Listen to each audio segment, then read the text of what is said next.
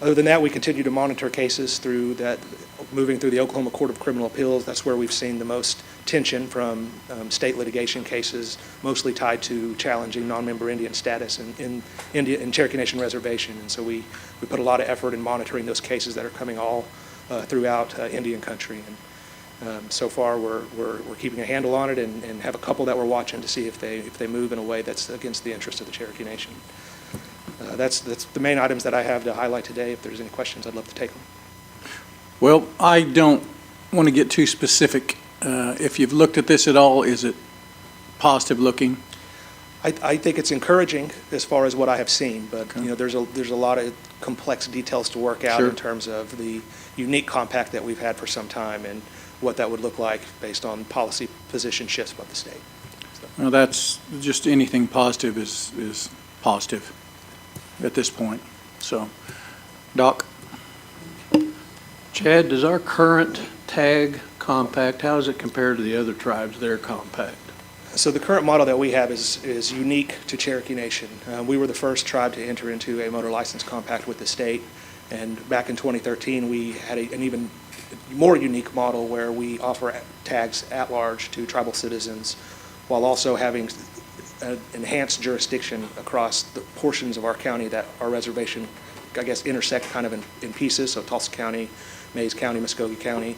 And so we operate that compact where we issue tags both in reservation and off reservation with portions of those counties treated in reservation, which is, you know, unique to the Cherokee Nation. And so it's very different than what you see with the Chickasaw Nation and the Choctaw Nation, where they have a tag model where the state essentially issues tags and titles and remits funds back statewide, even in the reservation, whereas we manage our own tags, we issue our own titles, both in the reservation and out. So it's very different and unique to the other compacted tribes. So we are different from the other tribes, our compact. Absolutely. Thank you, Chief. So if somebody bought a car today and got it tagged today by the Cherokee Nation and this compact did not happen and we no longer have a compact, what is the status of their, if they live outside the 14 counties that they just got a tag? If it goes away, what is the status of their tag they just bought? So in both of our compacts, we have a very important provision that provides that any tag that is issued under the terms of our compact shall be, the registration of that vehicle will not be challenged by the state. So in the instance of, let's say, December 31, a tag is issued through the Cherokee Nation Tag Office in accordance with our compact, that tag would be valid until its expiration.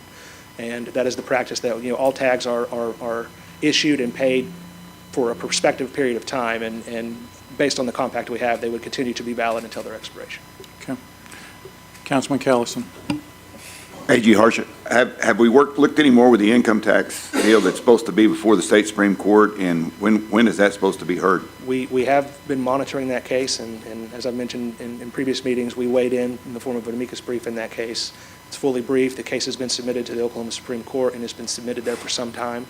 There's no way to predict when a decision or an opinion is going to be released from that court, but I imagine it's going to be soon. But it has been sitting there for a long time awaiting final resolution.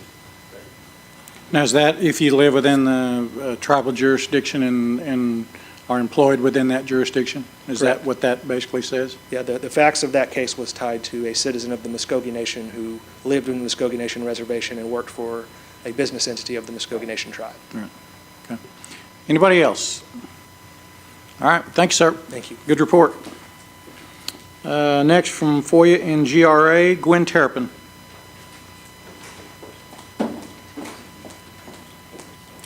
Good afternoon. It's good to see all of you on this beautiful day. Good afternoon. You should have a copy of my report, and I'll be glad to answer any questions you might have. Does anybody have any questions for Gwen? Thank you, Gwen. Good day. Thank Yep, you. You too. All right, from the Tax Commission, Sharon Swepston. Anybody here from the Tax Commission? Kanan? Yep. Nope, I don't think so. All right. Any questions, I can take them back to her or email her. Anybody have any questions for the Tax Commission? And I think Okay. Ms. Audra maybe is next for Gaming Commission. Is she? Yeah, she is. Because she's out on maternity Yes. leave, just FYI. Secretary of State volunteer as well. We can do Okay. the same with Any questions for her? Okay. Might just tell them if they're not going to be here to let us know that they're not going to be here, so we're not waiting for them to show up later Yeah. or anything like that. We just need heads up. Absolutely, Speaker. All right, so gaming, you're going to do gaming too? Yeah, I can do it. Okay. Anybody have any questions for our gaming? Samantha Hendricks better be here. I'm just kidding. I just figured she would be. Holy cow. What the heck's going on? Yeah, it is a nice day to fish. Huh, you know where, No, I'll be sending out an email though, Speaker. yeah, we need to find out what's going on, because that's an awful lot we've never had that many miss in one day. Yeah, Miss Audrey's got a read. Right, understand that. We'll find out and Yeah. make sure the message is received. Okay, all right, thank you. Yeah, they all might be back there eating, that's right. Okay, under old business, none pending. Number one, what? Oh, I'm sorry. Yeah, that is old business I'm reading. Okay, under old business, number one. EO, would you take that, please?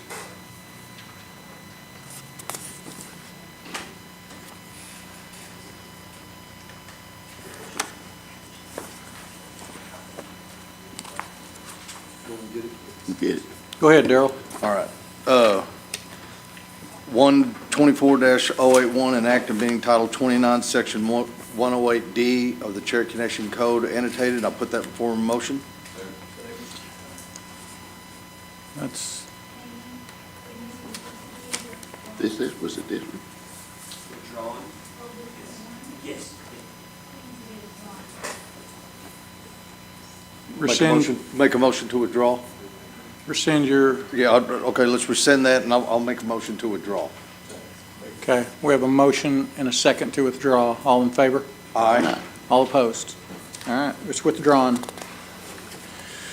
All right, that's conducts our old business. Under new business, number one, Councilman Kidwell, will you take that, please? Yes, Mr. Chair. This is a discussion and possible action of selection of a tribal council committee chairs. And I put that in the form of a motion.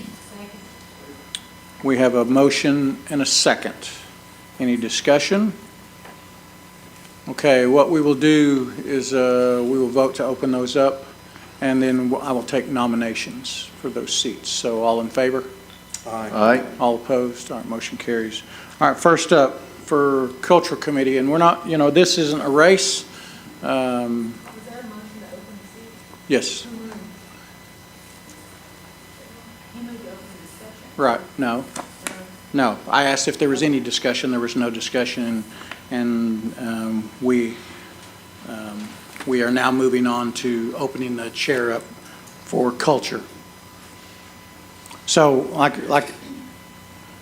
like I said, this isn't a race. We'll nominate, we get to nominate, and we'll vote on. If there's more than one, then we'll go from there. If not, we'll vote. Okay, Councilman Kidwell. Thank you, Mr. Chair. I would like to nominate Cody Poindexter as Culture Committee Chair. Second.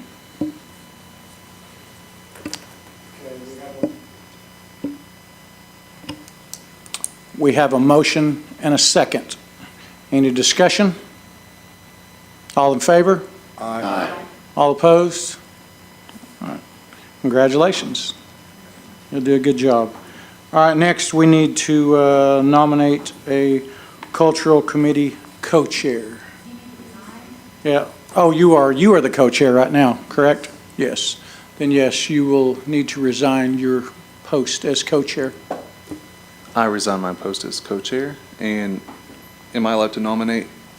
Okay, and I would like to nominate Councilor Melvina Shot-Pouch for co-chair Culture Committee. Okay, we accept your resignation, and is there any discussion, or is any others? I kind of like her on my co-chair. Yeah. No, that's fine. Okay, if there's no discussion, all in favor? Aye. All opposed? Motion carries. Congratulations, Melvina. Two good picks right there. Okay, number 2, Councilman, or Deputy Easley, would you take that, please? Yes, Mr. Speaker, this is discussion and possible action, Tribal Council Travel Expense Policy Amendment. Put this in the form of a motion. We have a motion and a second. Jody, give us the breakdown. Okay, right now, it's, your travel allowance for mileage is $1,000 per month, and there's been discussion raising that. I'd put in here as a proposal to do $550 a pay period. That's in, just make it, because right now you're getting $461.54 a pay period, so that would raise it up $2,300 a year by going to $550 a pay period.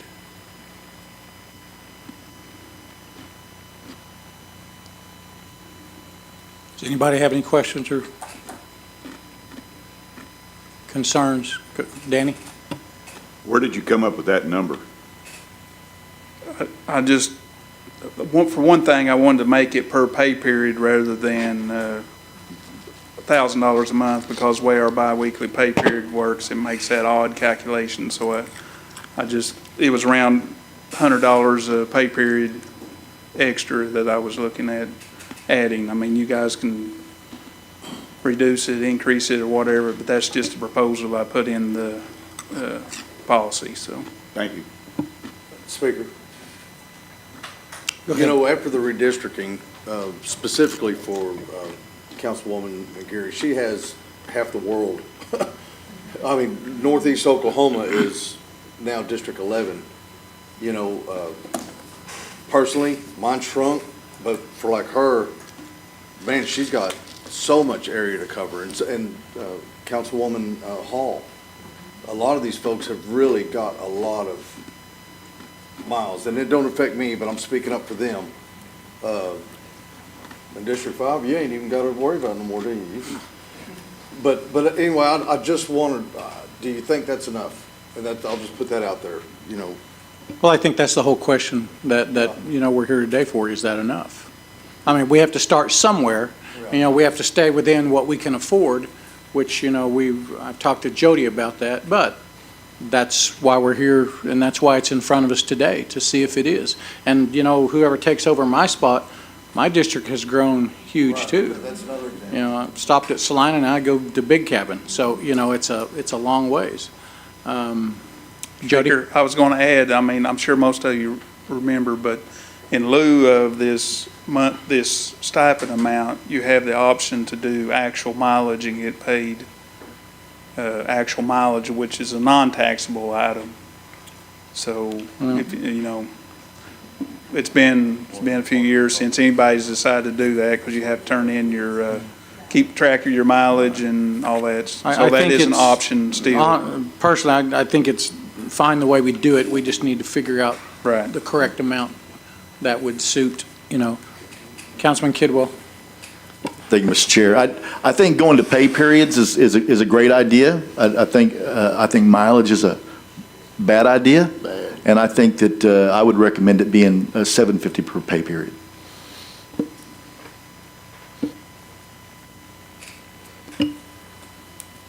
Anybody else? How did you get the 550 number? Did you, any calculations, or did you just? I just That's picked what a felt number right. to put in here and then let you guys decide on what. I was just looking at $100 extra a pay period, so, I mean, that's, you know, going from 461 to 550, so.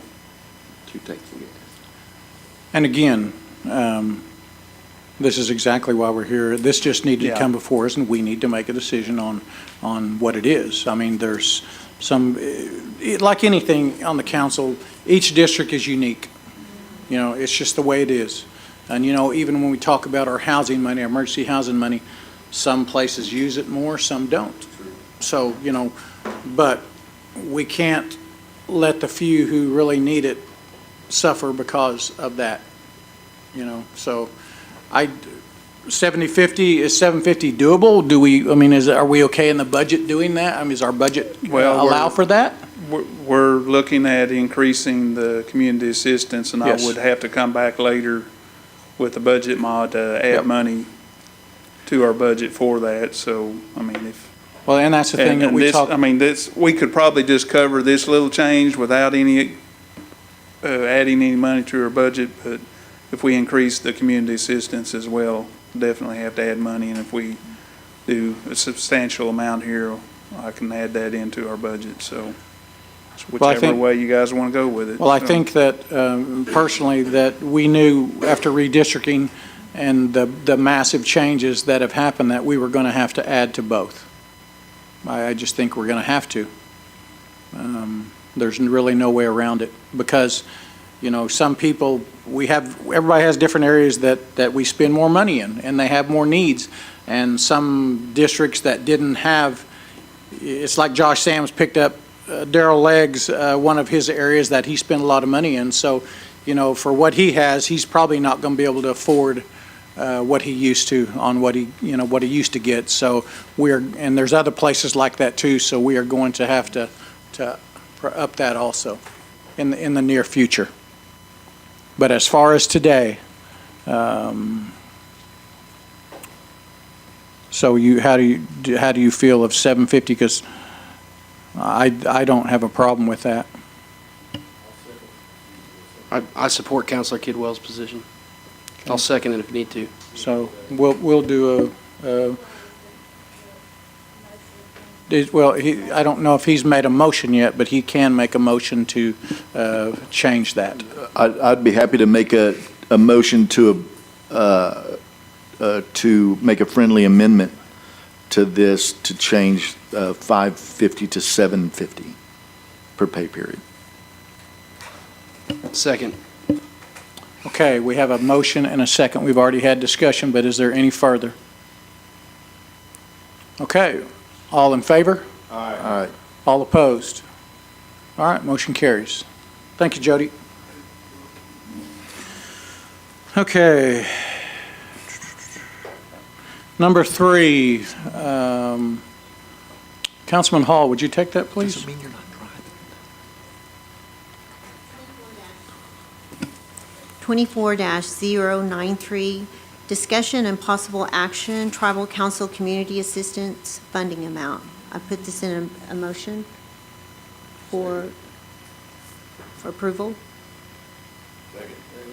Okay, we have a motion and a second. So, discussion. Jody? As you remember, this last year, we increased it from 25,000 to 35,000. It's currently in the budget for 35,000 for the new fiscal year budget. And again, there's been discussion about wanting to increase that, so that's just open to your discussion on an amount, whether to not to increase it, so. Okay, Danny? Well, to be real honest with you, it's like our infrastructure money we had that Chief and the admin gave us. Anytime we can put money back into our communities, we are the boots on the ground. We're the guys that are right there with them. If we get out and we do our job the way we're supposed to do our job, and all of us do, we know exactly where it goes. And it doesn't do anything but promote the Cherokee Nation and promote what we do to our communities. Because I know a lot of mine has went to schools, different things that it's went about, and they've been cemeteries. You know, we've helped put new fences around cemeteries, put shelters up. These are great things because these actually help the whole Cherokee Nation as we go about. So, and I know, Councilor Blackbox, Qual's got some of mine, and the travel distance and the people she gets. So I think this is a good thing. Any time we can put it out, and we all know, that it comes from the nation and it's given by the nation. So I think this is a good thing for us. Anybody else? So we haven't, it's set at what right now? 35,000. So if it was upped,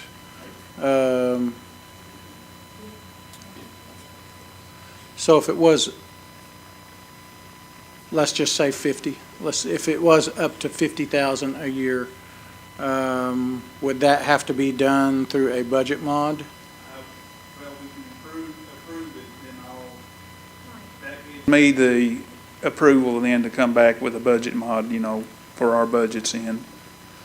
So, Can we afford to do that? yeah, Cherokee Nation has the money. That's.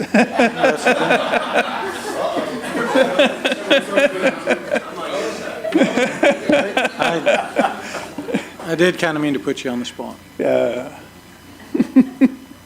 Is there any other discussion about it? Yep. Councilman Kidwell, get you next. Thank you, Mr. Chair. I think it's important to note, especially for the community assistance funds, that it is exactly what it is, and as Councilman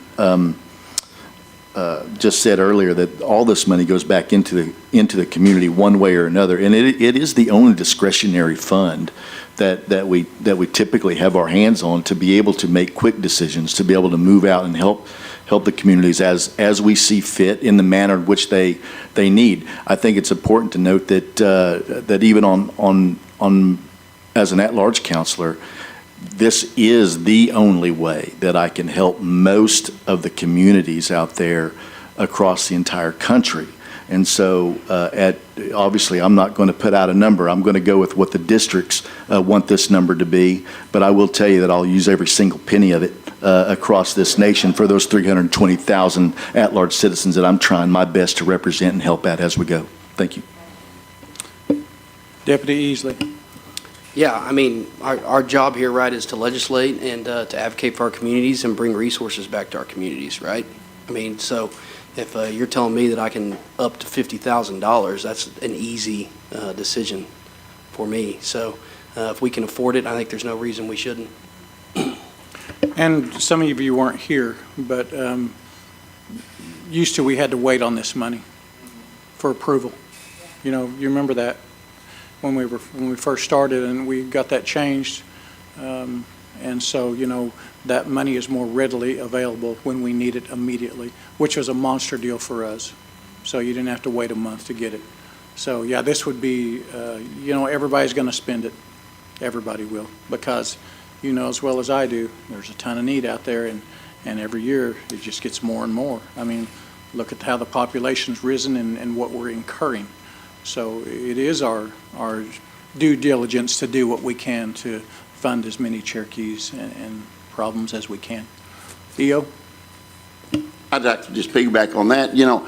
We're out in our areas every day, and we see which groups are lacking or are abusing it, and we kind of phase them out. And some of these other groups that really need it are trying to run. We have the authority to help them there, but we just run out of money. But I just think we see the need more, because like everybody says, it's different, and it's money very well spent. So I would be in favor of doing it. But like I said, we're able to eliminate some of the deadbeats. When they take it and abuse it and everything, you can not give them nothing next year and go to some people to help. And I'm in favor of that. Thank you. Jody? I just wanted to mention, this is one of the few funds that does not carry over. So right. if for some reason somebody doesn't need to spend it all, it just goes right back into the general fund. So, but I'm sure that'll never happen, but I'm just want to throw that out there that these funds do not carry over. Deputy? And I think one more thing, too, to remember with these new districts is we all have communities that we've been able to kind of multiply our funds because you can partner with other counselors, right? And now we're all, the way some of these districts have been kind of shaken up, you're going to have to still provide for those communities without the partnership, right? So it's important that we make sure that we make our pie bigger so everybody still gets to have the same slice of the pie. So, for it. Candace? Now, our unexpended travel funds, do those end up in? Let's roll. Okay, so,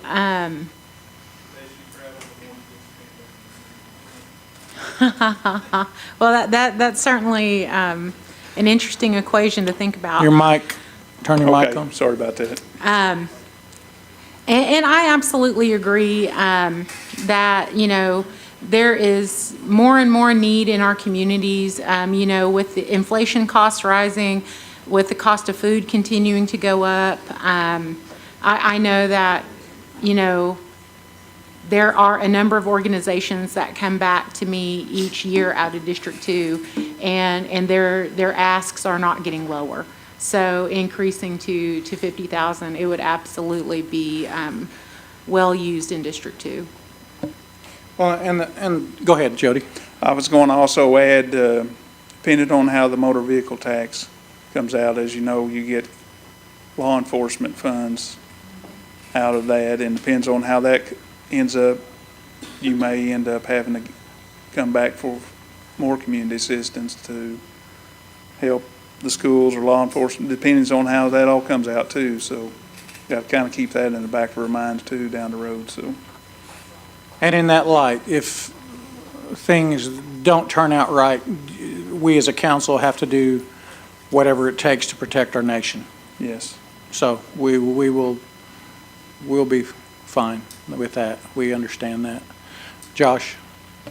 Yes, so just kind of in the light of everything we got going on, does this, while we're talking on it, we know compared to now and probably the new districts that don't take effect till next year, do we need to create a task force or anything that gets real-time numbers to see the effect? Because just personally, me, I know 7 and 8, we partner on a lot of items there.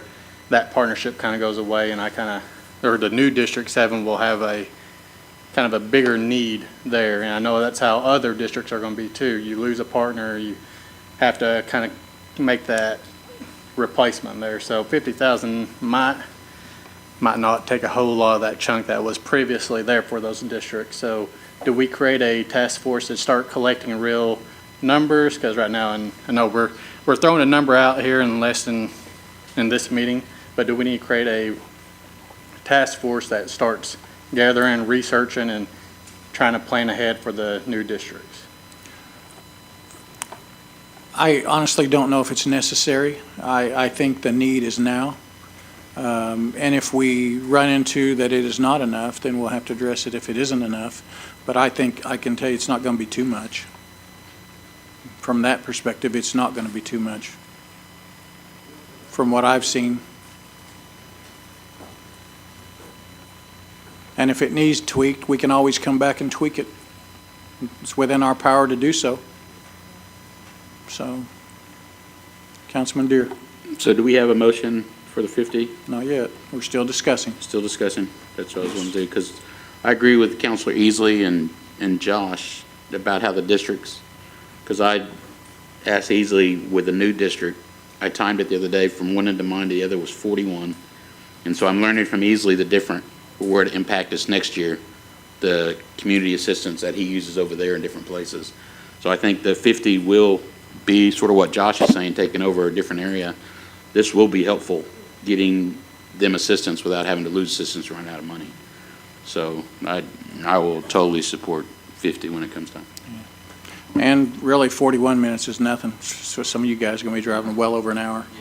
Way. So, yes, a boat. Yeah, and she doesn't.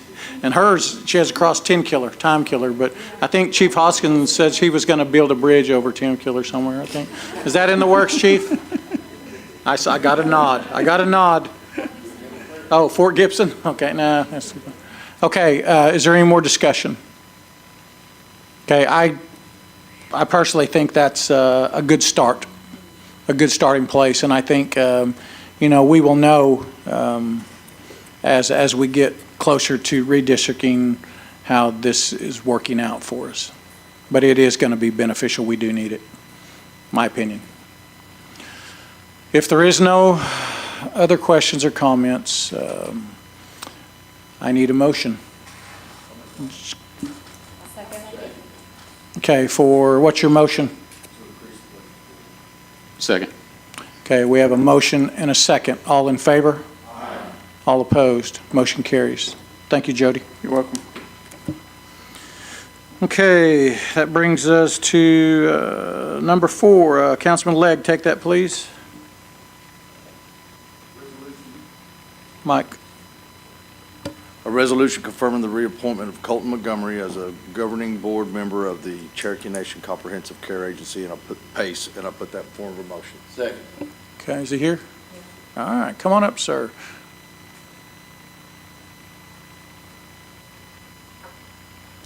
I just want to say thank you guys for having me today. It's been an honor to be part of the board for this past year. Looking forward to more years on the board, and appreciate your trust in myself and the board as a whole. Any questions? Doc? Well, Colton, I certainly plan on supporting you, but could you tell the council kind of what PACE does? Yeah, it's kind of a comprehensive care program for elderly adults that are kind of nursing home appropriate, maybe not quite ready to move into a nursing home, and it's a program to keep them in their homes and do everything for them to keep them at home. That's kind of the main purpose of it.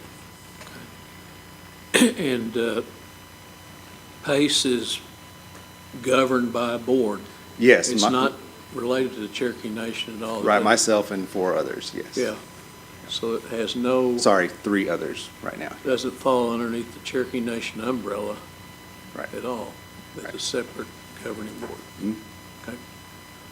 Because previously, we had PACE come to the Health Committee, and then I didn't know it at the time that it doesn't fall under health. So that's the reason I asked, and maybe other counselors were wondering why we haven't heard from PACE in the past, but that's the reason why. It's a totally different governing agency. Yes. With the board that does all the personnel decisions and all that. Correct, yes. Okay, thank you, Colton. Thank you. Thank you, Chair. Yes, sir. Anybody else? All right, we have a motion and a second. All in favor? Aye. All opposed? All right, congratulations. Welcome back. Thanks, Thank you so much, Council. Okay, number 5. Councilman Teehee, would you take that, please?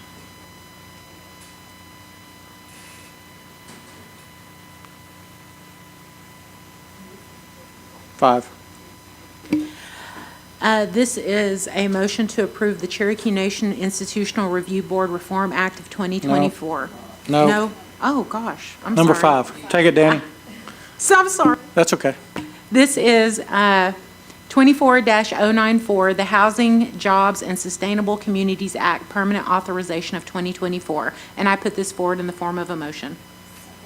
Okay, we have a motion and a second. And first, we're going to hear from our chief. Mr. Speaker, members of the council, I appreciate the opportunity to present this legislation. Todd Enlow will assist, and we have a PowerPoint, a brief PowerPoint we would like to show. Just in terms of overview and context, Mr. Speaker, as you know, in 2019, we proposed and this council approved a initial Housing, Jobs, and Sustainable Communities Act at $30 million, the bulk of which then, as is proposed today, went to housing. At that time, what the deputy chief and I came into office with deep concerns about was the waiting list for housing rehab. And I know it's a concern always of every member who's serving on this council now and who has ever served, because it's a great need. And so that was to inject dollars into a program that needed more resources. The period of years went by. Of course, we had some difficult years with the pandemic that was a challenge to execute on the first law. But then this council passed a second version of the Housing, Jobs, and Sustainable Communities Act at $120 million, occasioned by ARPA funds, which we committed under the Respond, Recover, and Rebuild plan to different categories, including housing. And we've done, I think, a great deal of good with those dollars. And so that's funded the new home construction that you have seen. It's funded the new home construction that you've seen, whether it's in a housing addition or it's a individual who applied. We'll get into something that I think is very important for us all to think about, which is the waiting list for that particular program, Mr. Speaker. But the $120 million package also funded more housing rehab.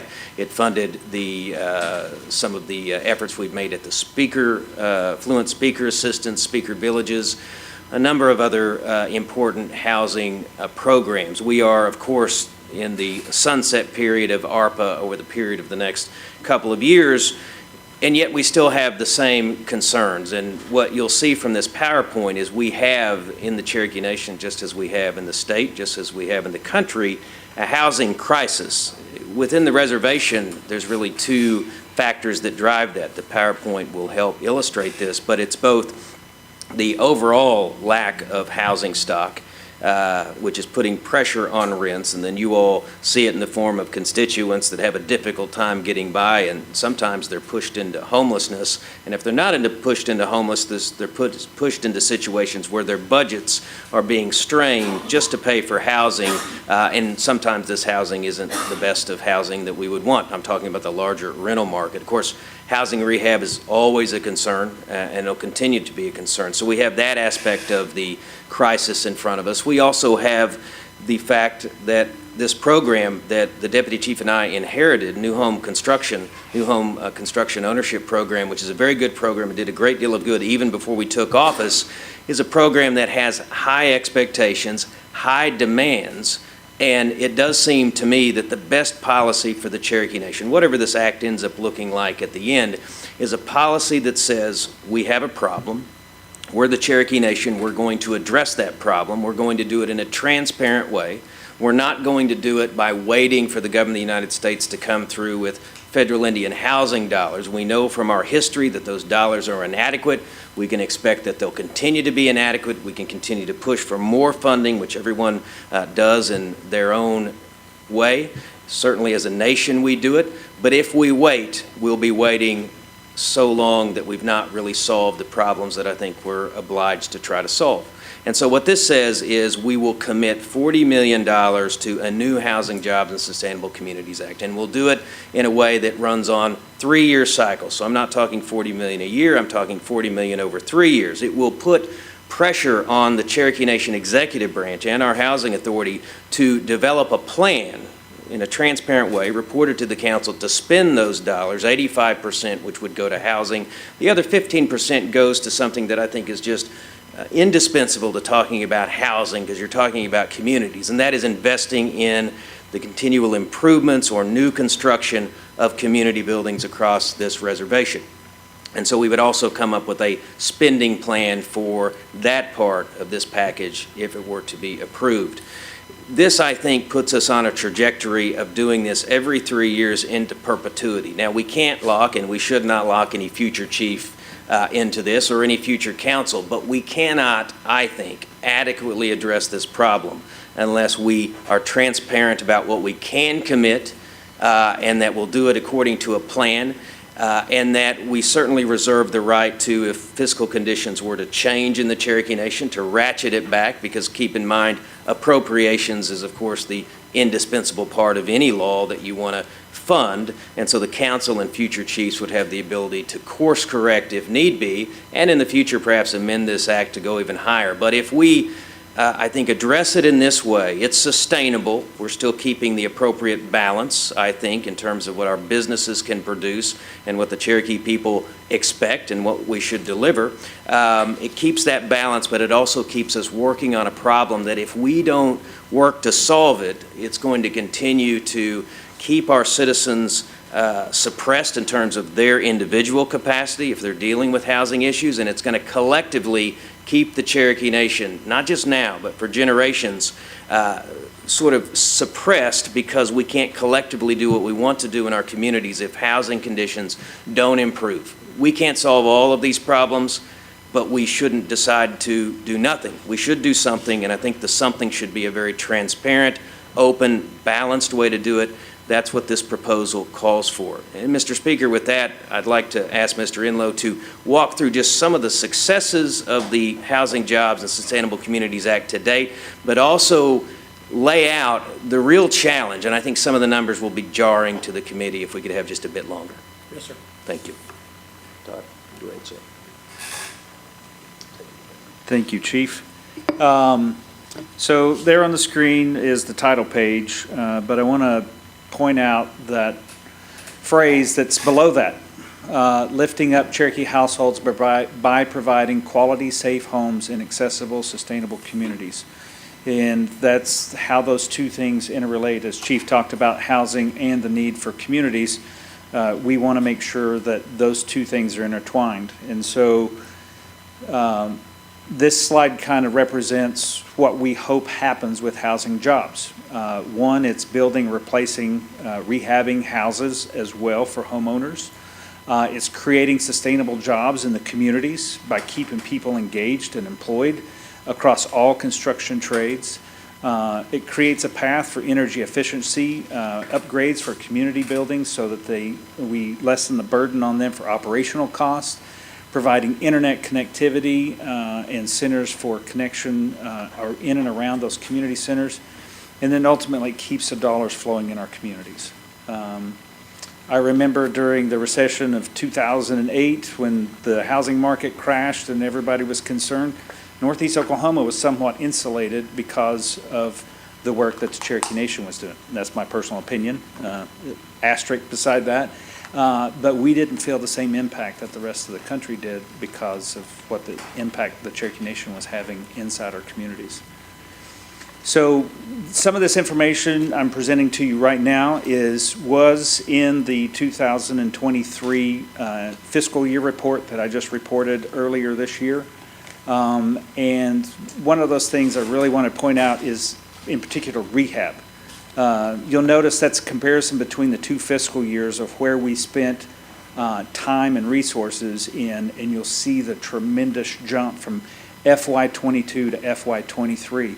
Those are privately owned homes on the left and housing authority managed homes. Those roughly 1,500 homes that have been constructed over the last several years that people are in a 30-year lease-to-own program. And so those numbers jump from 31 and 215 in 22. In 23, it jumped to 513 and 421.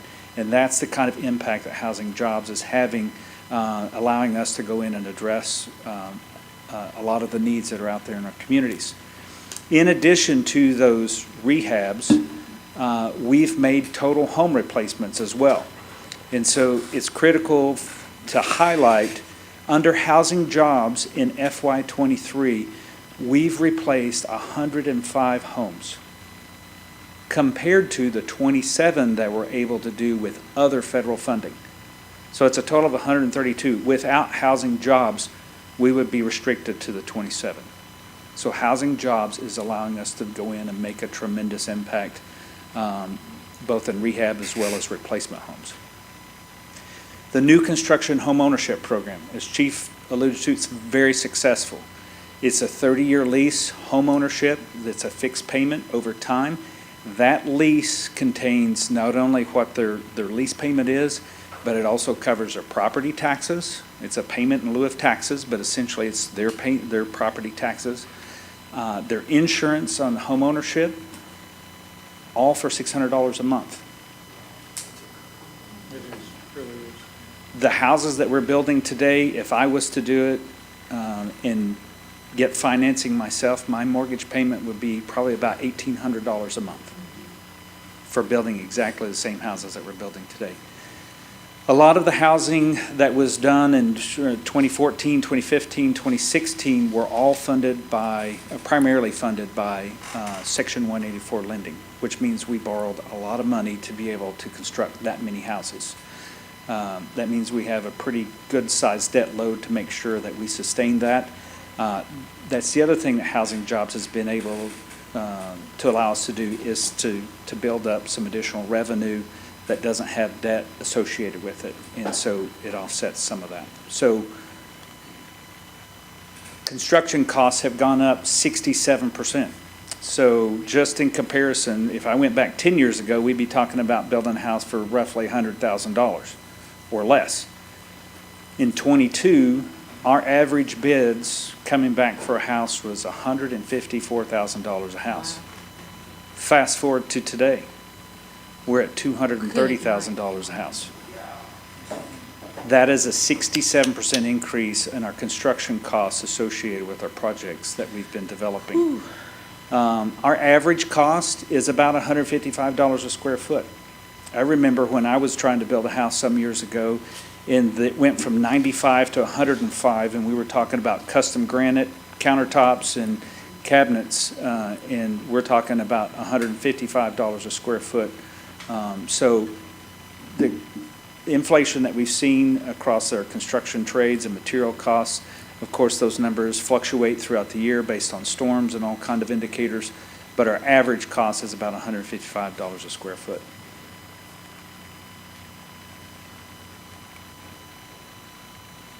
So home constructed or under contract, there's 284 homes under housing jobs, 79 homes with other funding. It's a total of 363 homes that have either been constructed or in process right now. That includes 96 in our subdivisions: Muskogee, Stillwell, Tahlequah, Jay, Collinsville, and Sallisaw. And so tomorrow we'll be moving in the last set of 9 houses here in Tahlequah called Jode. So maybe I'm getting better. So 363 homes under construction. And this is where I'm going to turn it back over to Chief.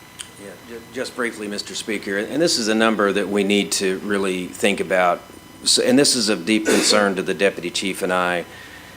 The program that started in the previous administration, again, changed the lives for hundreds of people, and it continues to benefit us all because we collectively have an interest in this.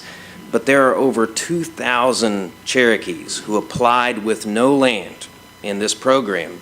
Now, we stopped taking applications for those with no land some time ago. We only take applications now for those with land. But this means 2,000 people who, while they weren't guaranteed anything, they're just like any of the rest of us. They've got an expectation that something will happen. So something has to happen, because even if they didn't apply, our experience is those 2,000 folks are among the people who are dealing with this housing crisis, whether we had a program or not. So the program, on the one hand, we can say, well, we created a 2,000 person waiting list. I think what we did is we revealed 2,000 people that need better housing, is probably the more accurate way to put it. Those that have land, 750. I mean, you can do some quick math based on what Todd just explained was the cost of construction, and you can see that just those numbers are staggering. And you can also say to me, and I would have to concede, that $40 million in 3 years won't get it. And we know that. We have to take a balanced approach. We also have to, I think, and I think this is an important part of this proposal, is give the Housing Authority, under Todd's leadership, the opportunity to create a housing plan in which we find solutions for our citizens and our communities. And it may look like, and probably should look like, more new home construction, individual homes. But it may also look like low-income housing units that we need in communities that aren't there. And I think a number of your communities, you could use those, just as you could use individual homes. So I think we have to take this opportunity to say, without the constraints of federal law and with the freedom of our own revenue, let's figure out what's the best for the Cherokee people. Let's do it in a thoughtful way, but weighing on us all. And we really have to, I think, talk more about, in a really transparent way with our citizens, is right now, before we spend a penny or take another application, there's at least 2,000 people who have an application pending that don't have land, and there's at least 750 who have land who are waiting on us, and we've got to do something. And I think the something is embodied in this proposal. I'll turn it back over to Mr. Enlow.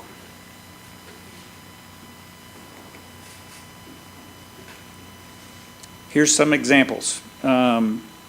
I could show you a ton of photos. I'm so proud of the work that we've been able to do, both with our partners as well as the employees of the Housing Authority. But this one's pretty special to me, and for those of you that weren't able to attend, that is the Crittenden edition there in Stillwell, named after Joe Crittenden, who's featured there.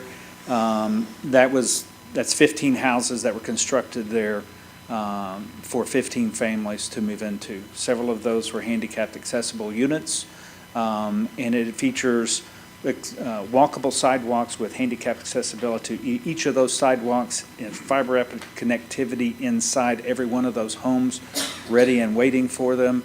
And then the playground equipment in this particular one is themed as a naval theme in honor of Joe Crittenden, but That's one of the things that we're trying to incorporate. So this whole concept of community, we're not just building structures or houses, we're building homes and communities.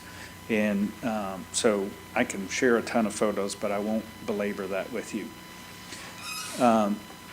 Chief discussed it, and we've talked about this, but we've been underway with a housing study across the Cherokee Nation, 2 phases.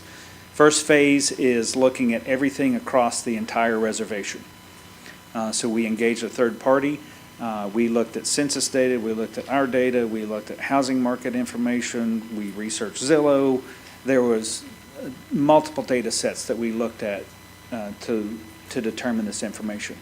Phase 2 will come later. That report will be issued sometime in January of 2025.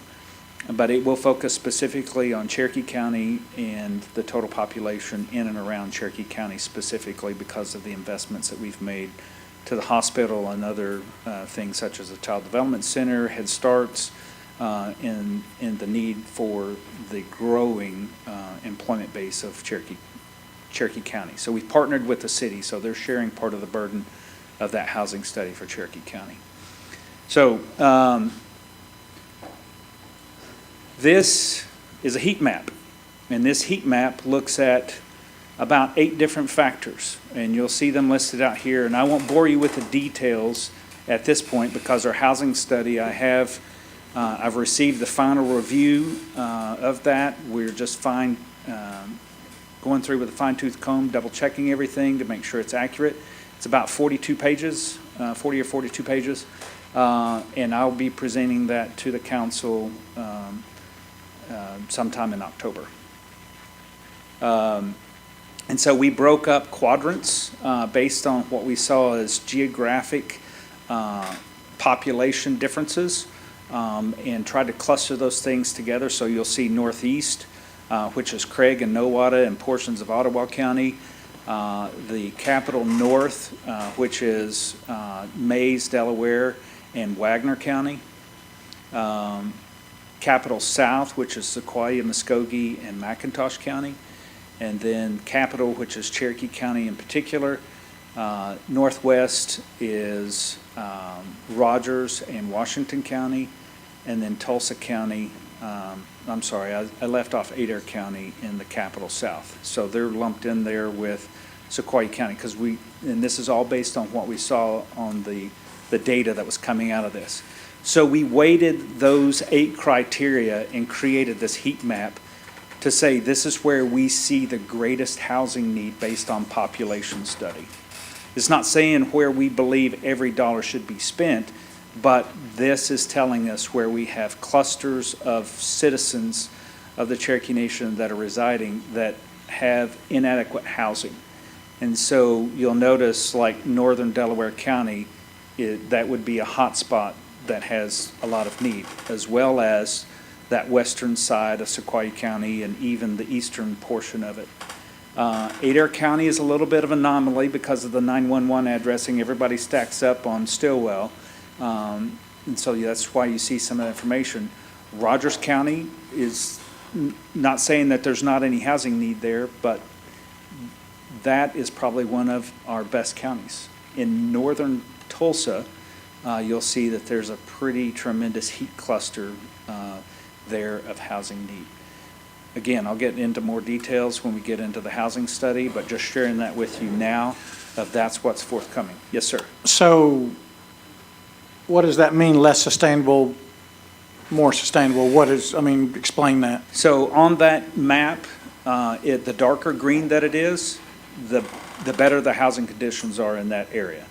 The darker gray it is, the less sustainable and the more need for housing in there, in that county or that area. Does that make sense? So I've got a whole series of maps in the report that we'll go through with a fine-tooth comb and let you digest it, and then we'll try to answer your questions. So, but when you say less sustainable, does that mean it's more difficult to build housing there?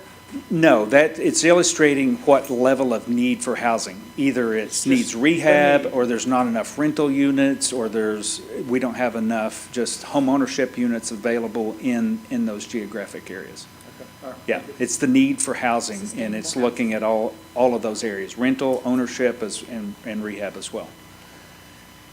So here's what the report tells us. We're looking at the next 10 years. So between now and the next 10 years, we estimate, based off this data, we're going to need between 8,800 and 9,400 units. Those are whole units. That's rehab, that's rental, that's home construction. Some of these can be repaired. Some of these are going to need to be new construction because of the population growth or shift into the area. And the breakdown there is 5,400 to 5,800 for rental units, and then the for sale units are somewhere between 3,400 and 3,600. It's a lot to digest. It's hard for us to fathom what this really looks like. Todd, have we ever thought about managing maybe 100-unit apartment complexes? Yes. Is that something that we may? Very well could be. Okay. Yeah. That's My one- idea, my yeah. idea. What, your idea? Yeah. And I know this, I think this has been brought up before, but, you know, assisted living.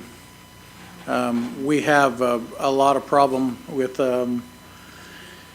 not so much nursing home stuff, but maybe people who they just can't do it on their own, but they're not in a nursing home and they don't have any place to go. I mean, we don't have, I don't know if Human Services caters to our elders like the programs, you know, like the state does. I mean, so we don't have that. Much of it is, that'd be a ton of money too. I mean, that's a big cost too, and have we thought about that? Historically, we have 3 sites that are elder-based: Stillwell, Jay, and Tahlequah. Those are the Wisdom Keepers.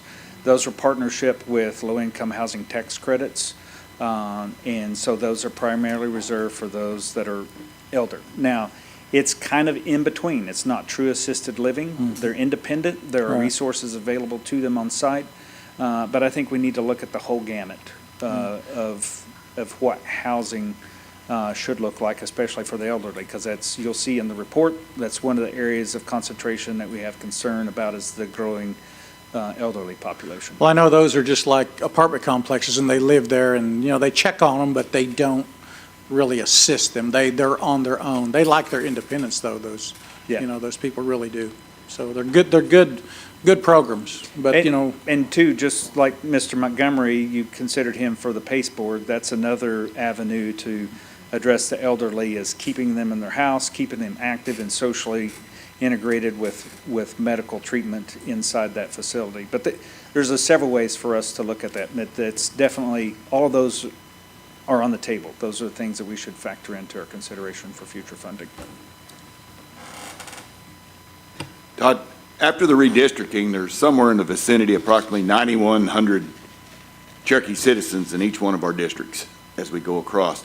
So how does this fold over, if you could lay that, our new districts, into your housing deal? How does that coincide with that?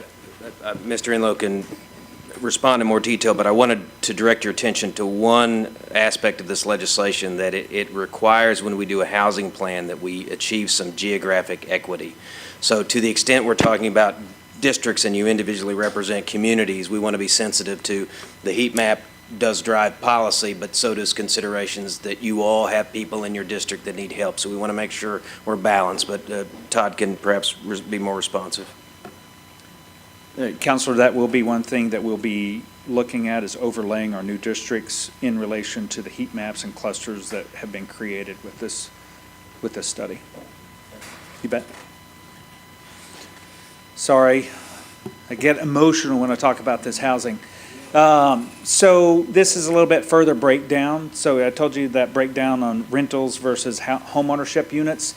This really goes to look at the income, the household income, compared to where we should be investing in what type of housing. And again, I'll share greater detail with you on this, but the 2 blue colors are those for sale units. Those are home ownership units, something that somebody would tangibly own. And the green on that screen represents rental units. Now there's 2 different types of colors there. The one with the hatch mark That's pent-up units. That is based on information of people that are currently waiting and need services now. That is the pent-up demand that we estimate for the reservation. The dark, solid colors are those indicators of the future growth and the things that will be needed over the next 10 years.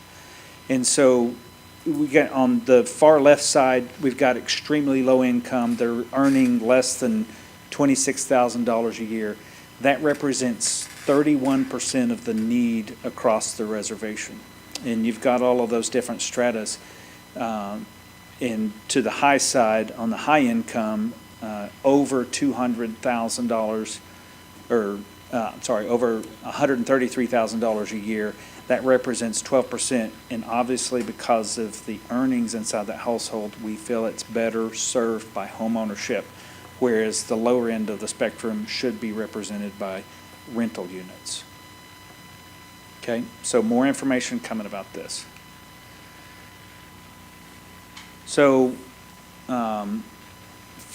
Chief talked about the proposed Housing Job Sustainable Communities Act, permanent funding, and I'll let Chief jump in here, but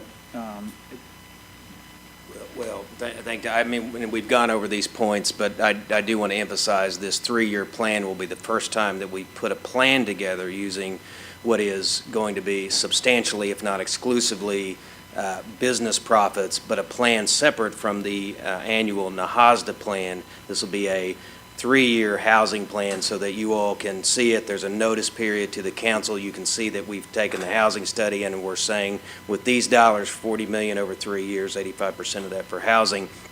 This is where we think should be the focus on rental units, and Councilor's suggestion about apartment complexes could be in there. This is where we want to attack new home construction, housing rehab. Any of the authorized programs in this act would be put into this plan. Doing this, again, into perpetuity with the flexibility to change is important because whoever sits in this seat or these seats, I think, ought to be able to not walk in with a deficit of housing that there's not a plan to fix. The other alternative, there's 3 alternatives, it seems to me. A plan like this, no plan, relying on the HOSDA funding, or what has happened, and I admit that when I took office, that was my approach, which was let's get millions of dollars and put it in a short-term fix, but that's not a fix. It's a short-term boost. I think the beauty of this is it puts us on a path that whoever holds these seats at least has a roadmap, at least has somewhere to go, with the ability to change, but I think we're leaving even our successors in these seats in better shape than we found it when we came in. Yep, and I'll just finish up by saying that I applaud the council and chief and deputy for taking a hard look at housing. It's hard to swallow when we say there's a deficit of $1.75 billion over the next 10 years. But that's being real and understanding our situation. And so thank you, Chief, for biting that apple and continuing to look at it. And so thank you for your time and consideration, and hopefully I didn't go too long.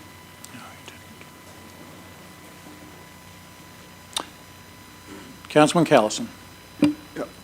Todd, so on your graph here, for example, being an old educator, you get 2 people graduate college, they're going to make maybe $50,000 a year. So they would qualify for one of these first home starters, which would be somewhere in the vicinity of, what, 1,500 or 1,600 square feet? Yes. So somewhere in that vicinity, and their payment would be $600 a month. $600 a month. So by doing this act, you would actually allow these folks that are getting out and getting started, these new couples, an opportunity to own and not rent. And I just think this would be an amazing thing for us to accomplish as the government side of the Cherokee Nation. So thank you all for this study. Yep. I will tell you that Shay Stanfield on our team, as well as Anna in commerce and Cherokee Nation businesses, a lot of that is working towards asset building. It's not a thing that we talk about a lot, but it's building generational wealth inside those families. And this is one of the mechanisms to be able to do that through this home ownership program. Anybody else?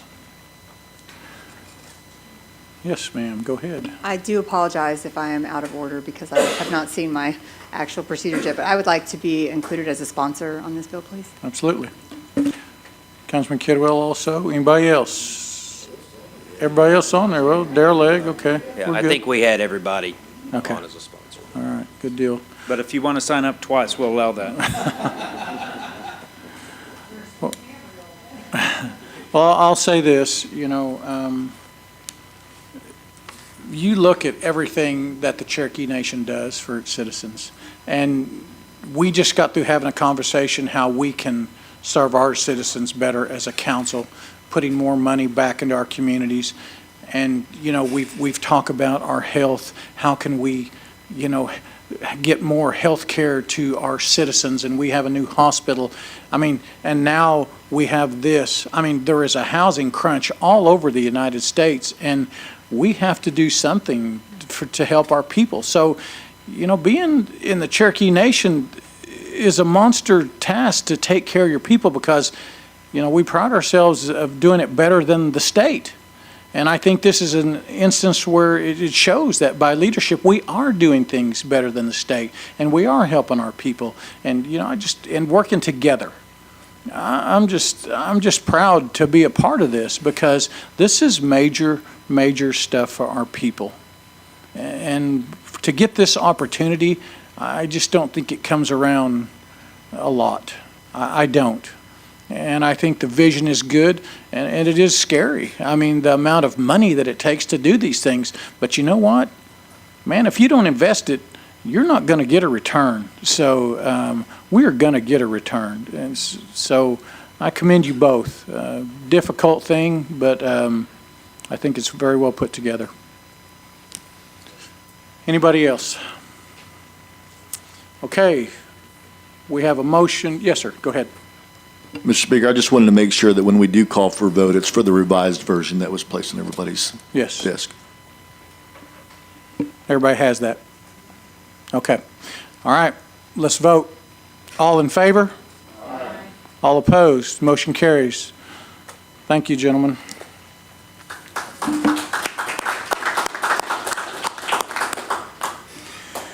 Whew, okay. Melvina, would you take number 6, please?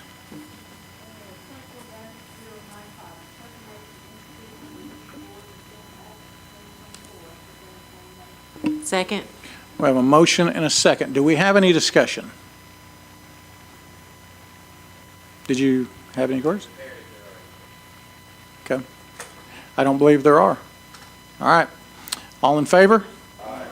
All opposed? Motion carries. Okay, Councilman Callison, take number 7, please.